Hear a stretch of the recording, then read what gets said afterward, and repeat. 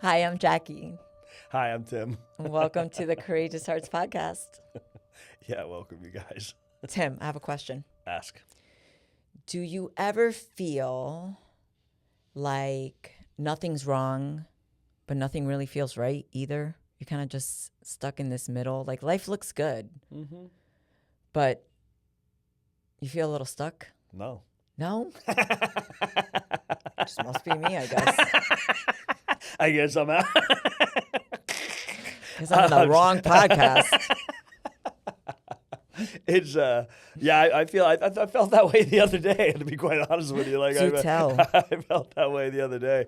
It was I just got back from the trip and we went to Iceland with my son and my dad and my mom, and I came back into work and it I think it was Wednesday or something. I know I talked to you about it and you were helpful, and I talked to my therapist about it and she was super helpful.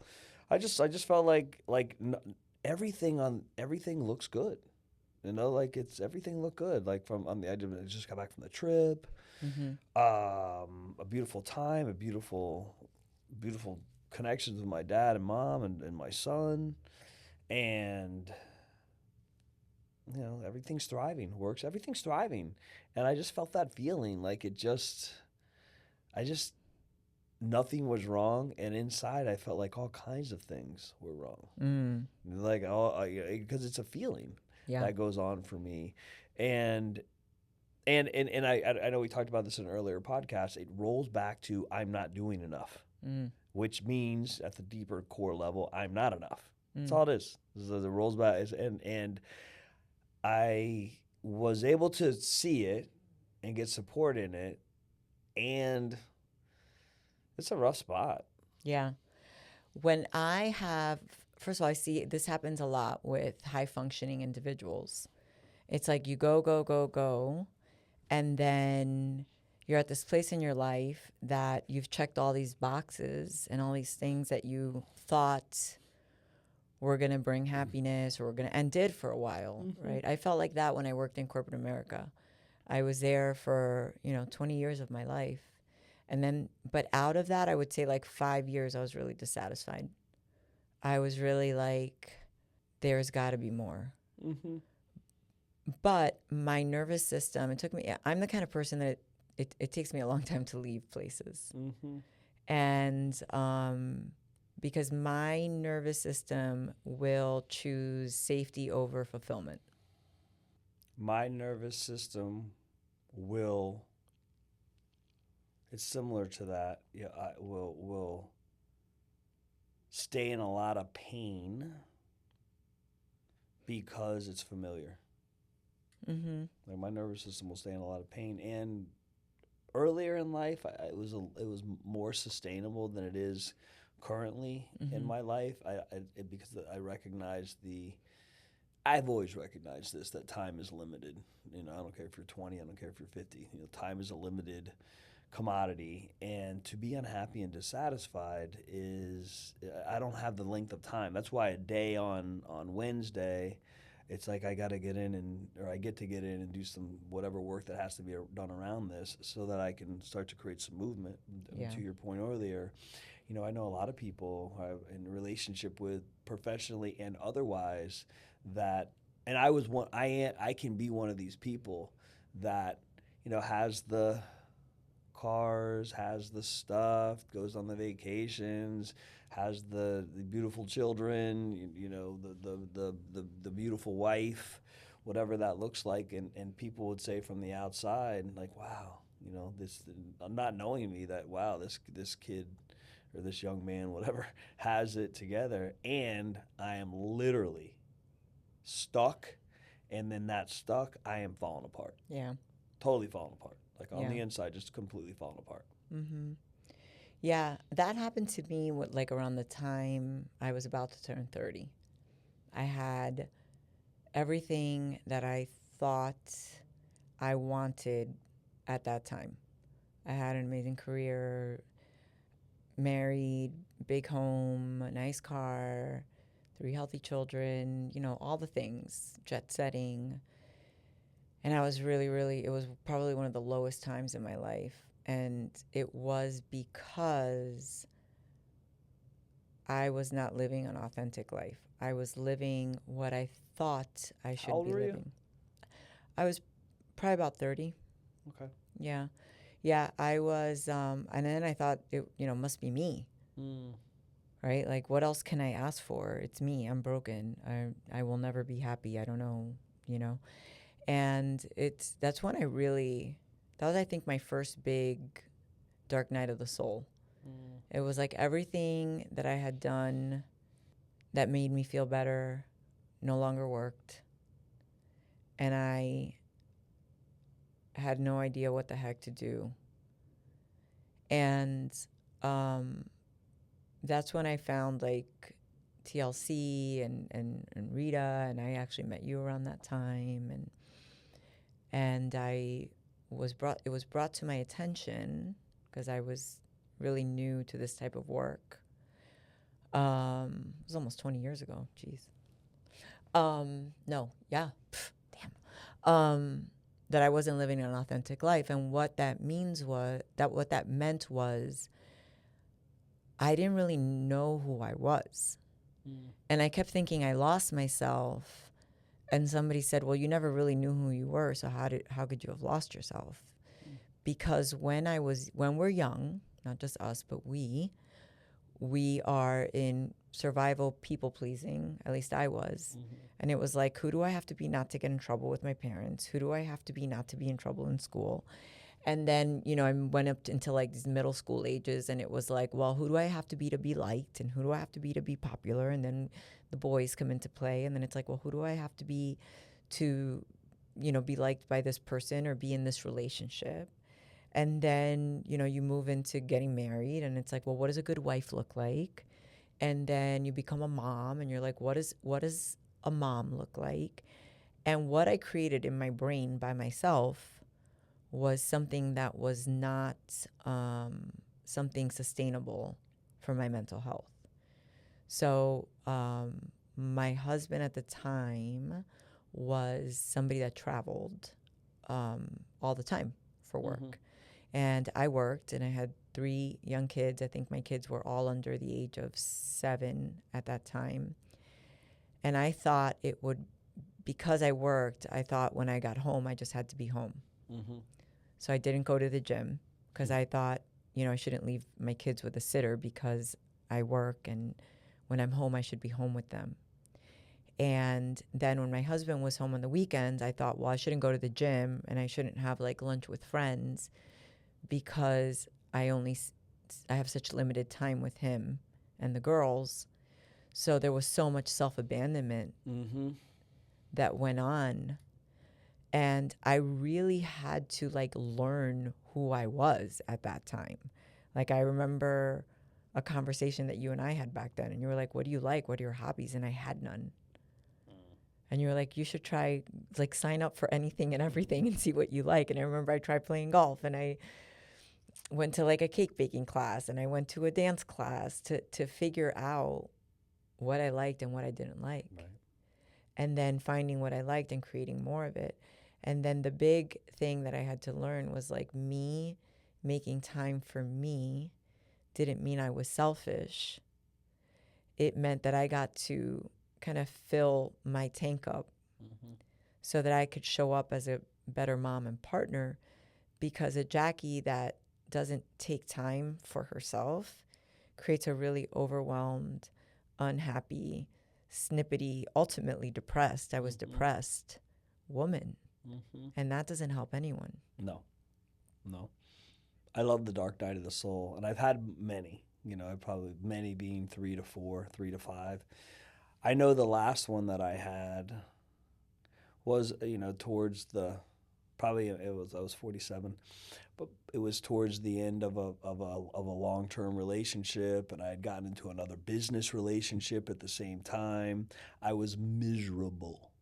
I was completely dissatisfied and incapable of choosing what I wanted, because I was choosing to be or I wasn't choosing. I was in a relationship that I didn't want to be in, that I had created, I want to be clear about like my portion of creating this relationship, and then I took on another relationship in a business that I didn't want to be in. The people were good people. I love these people. I just didn't want to be in that business. I didn't want to be Mm-hmm. doing what I was doing because I fell prey to my people pleasing and but just my need to be important too. There was so much in that was in that for I had to be important. I had to be seen. There was a lot of significance that I thought that I wanted to drive, and I think you were like in straight up survival in that time survival. of your life. In that time of my life, I was in survival. But that's the thing with these dark night of the souls. It's not like, hey, I need to start going to the gym. No. It tests the very like thing you think you need to survive. Mm-hmm. Because me choosing me meant that I was a bad mom, meant that like people were going to talk about me, Mm-hmm. meant that like it was so scary Mm-hmm. to go. It was really is an existential Crisis. moment Mm-hmm. of like, who am I? That was it. I mean, that was the same for me. Like, and on such a deep level, we talked about this in a few other podcasts. This need to choose myself. I couldn't. The best I could do was choose you, and be in a spot that was just deeply painful. And I remember I was riding around the lake. I'm in the middle of two things that I don't want to be in, and I don't know that I don't think I have the ability to be able to change. I'm riding around the lake, and I was thinking like I cannot live like this. I Mm. cannot live like this. It's impossible for me to live like. I mean, I wanted to like drive my bike into a tree. I Mm-hmm. couldn't. And that was when I knew. And I've been in recovery too, 28 years at this point, and I'm in recovery. And I mean, I wasn't, to be honest. I wasn't doing anything that was self helping. I Sure. was really, and I didn't know that there was another option, even though I had been in therapy. I mean, I've been in therapy for such a long time, but the things that I weren't talking about, because the thing that I wasn't talking about was just how much pain I was in. Yeah, I was gonna ask you, like, what do you think was driving the not knowing that you had an option to just be like, this doesn't work for me? If I go back to the beginning, as we talked about another, it's my I didn't have options. My earlier belief system was, you know, you talked about earlier, we're getting up and being pulled out of bed and being put between two people and being asked like who you want to live with, who you want to live with. There is no option in that. And then when I chose the option I wanted, which was to live with my dad, I didn't get it. It's Mm. a real deep core here. Like when I choose what I want, you don't get it anyway. Yeah. So then why bother choosing? So then, here we go. And I'm 47 at that time. That was like 8 years ago or 7 years or 9 years ago. I'm 47, and I've been conditioned to be like, I don't have options. Like the only option I have is to survive. Yeah. And then that option ran flat. The only option you have is to make it work. Yeah, make it work through survival. Yeah, through like you're the sacrificial lamb in making it work. What I'm hearing is just like the crux of codependency too. It was, and at that time, what I did was a huge proponent of Al-Anon. I went into Al-Anon. I've been flirting with Al-Anon off and on my whole entire life, throughout my recovery. And then I went into Al-Anon and worked the steps and worked with my one of my sponsor, who still is my sponsor, for that matter. And he helped me, and my therapist David, he really helped me. And to what you did when David asked me the same thing, like, what are your hobbies? I'm like, the gym. He's like, that's not a hobby. And then I'm like, well, I work. He's like, that's not a hobby. Like, and to be quite frank with you, yeah, I didn't have any hobbies. And then that's when I really developed the mountain biking, going to the beach, the wake surfing. And then he said something that was really pertinent for me anyway. He said that he goes, make no mistakes about this, Tim. One of your hobbies is actually personal development. Oh, I love person. Yeah, he's like, it's one of your hobbies. It's where you play. It's where you have fun. It's where you have a lot of freedom, and that is still true today. That's why I love when we do our workshops. I love I mean, you have the opportunity to teach, even though it's really deep and emotional. It's also a real place of play. where we get to be our authentic selves, and or at least for me, I want to speak for you too, but I don't. But where I get to be my authentic self and be a part of, because I didn't feel a part of, and that started, and that gave me all of that. Like when I worked on that, that gave me the ability to make a choice, to really choose from a position of power and freedom when I turned 50 and say, hey, I want, I don't, in that relationship, I was like, I don't, I want you to have what you want. And that's just not what I want. And I'm going to have what I want.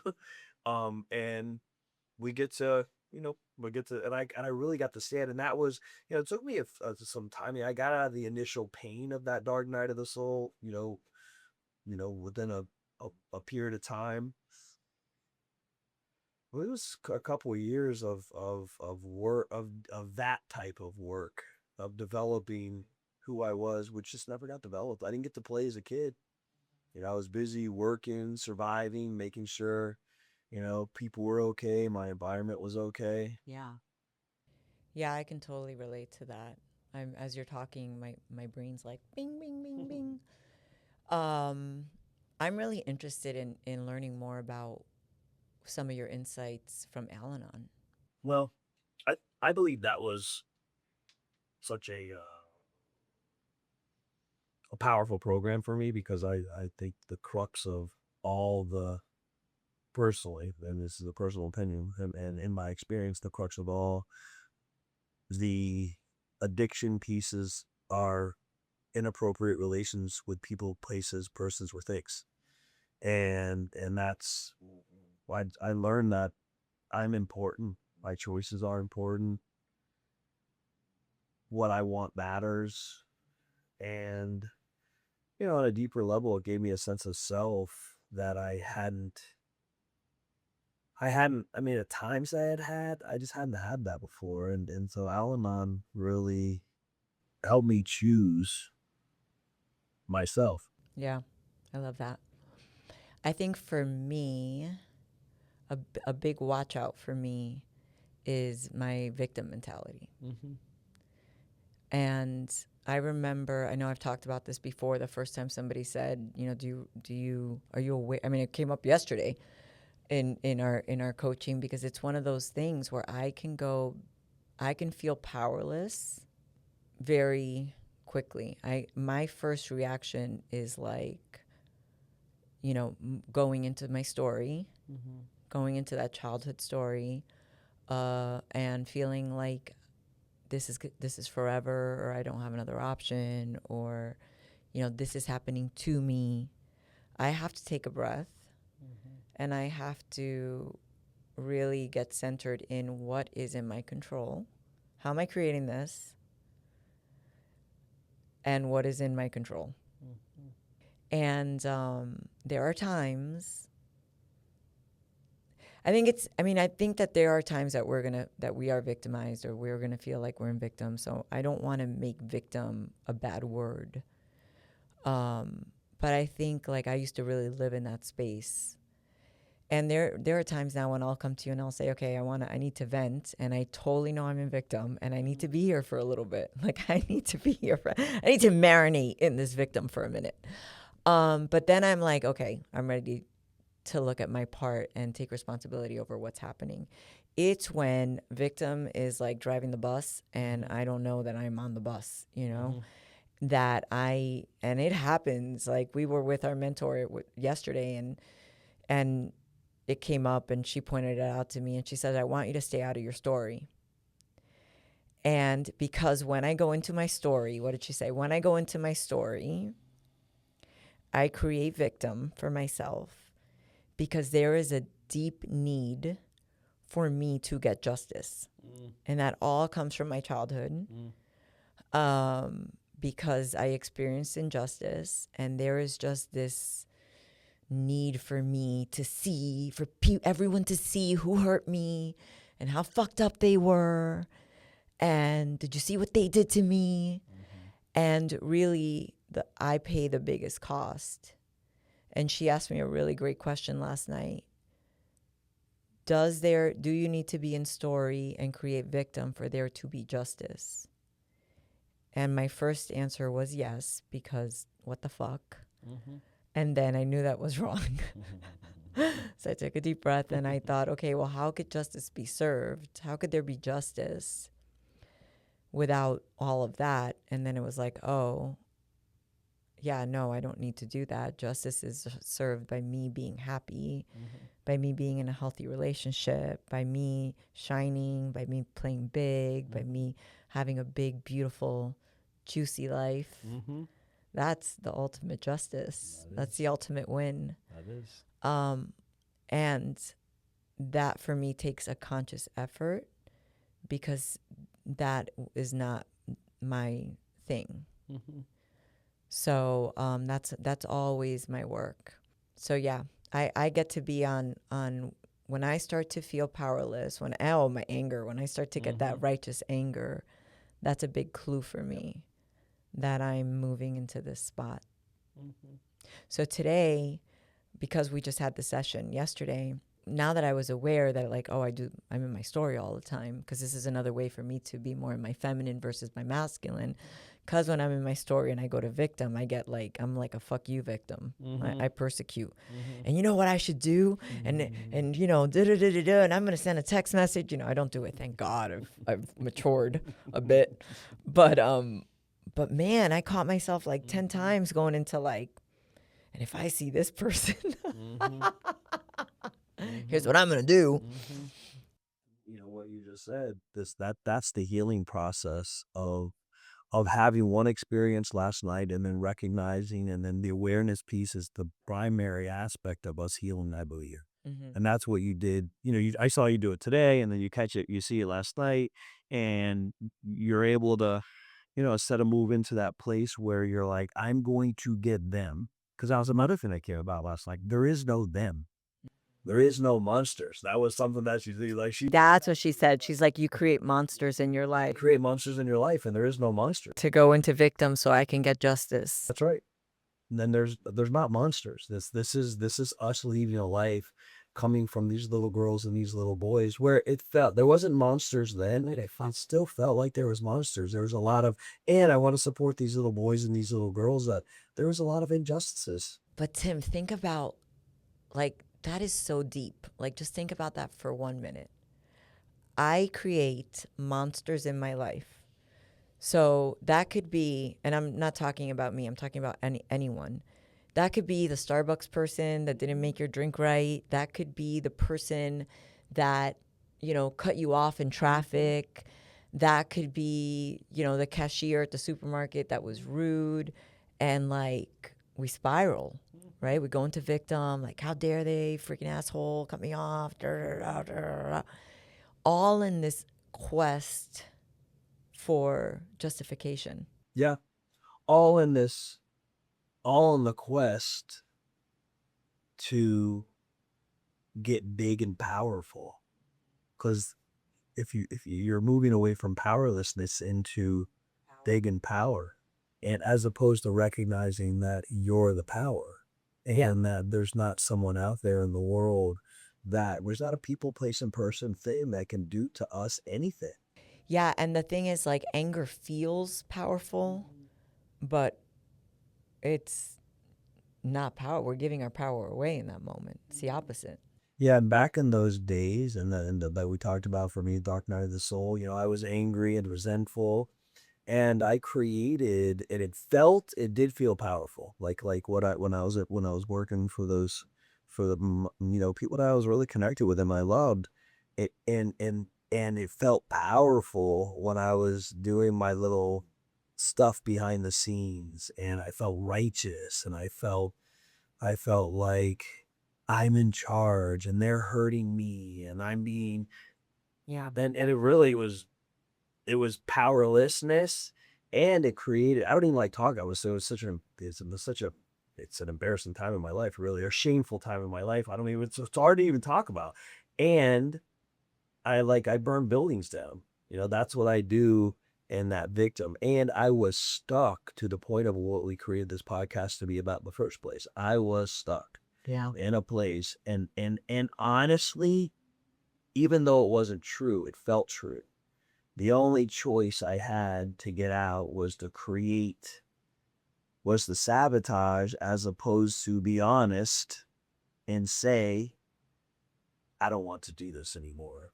Yeah, I always looked at the dark night of the soul as like, because I'm a very visual person, like you're standing on a cliff, you've walked to the end of this cliff, and there's a brush fire that's been created on the path that you took. So the only way off this cliff is to jump. And you can hear people saying like, jump, it's going to be safe, but you can't see them. There's a big, it's just a very scary, like I can't go back to what I knew because it's not working. But moving forward feels terrifying. So I got to take this jump, and I got to have faith that I'm going to be okay, because they always say like the best way to get through a dark night of the soul is just to let go. Because it is so, it creates the soul creates such a treacherous, painful, like it'll just keep getting harder and harder into your soul. Your soul's like, it's time to move. Like, let's go. We're on to bigger and better. But because you can't see what's going on in that drop, in that jump, yeah, it's scary. So the soul will make it really, really, really uncomfortable, and then really painful until you jump. So if you could think of 3 points or 3 major things that you'd like our listeners to walk away with, what would they be? One would be, we're all going to have a dark night of the soul.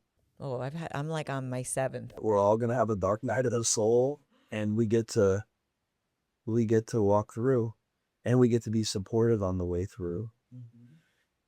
The second would be, I believe when we can create really deep level courageous connections through honesty and integrity, that a lot of healing goes on in that experience. And that is what's helped me when I was in that dark night of the soul. And the third, I'll always go back to choose you. Well, we get to choose our voice, my voice, your voice, our voice matters. And in choosing us, there's a lot of healing that's involved in that. I love that. But thank you. It's always awesome. Yep. And thank you to our listeners. Yes, thank you for the connection. And thank you to our listeners. And if you are liking what you're hearing, come back. Also, you can go on our website, courageousheartscoaching.com, and find out more about our workshops. And our book, Courageous Connections, is on Amazon or barnesandnobles.com. Thank you guys. Have a great day. Thank you.